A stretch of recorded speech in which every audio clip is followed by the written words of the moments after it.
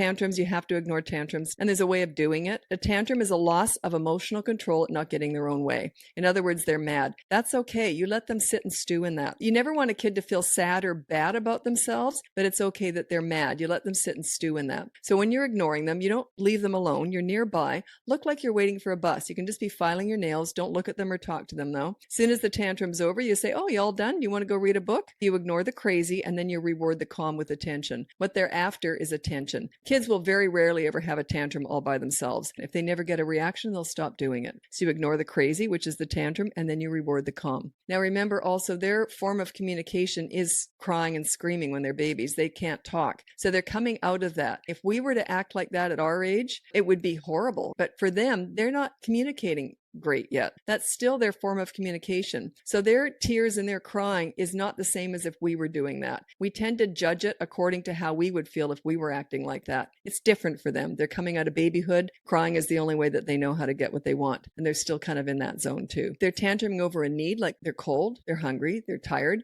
You meet their needs. You don't ignore them. You put them to bed, you feed them. You see what I mean? You meet their needs and manage their wants. This tantrum is over because they didn't get the ice cream, that kind of thing. That's the wants.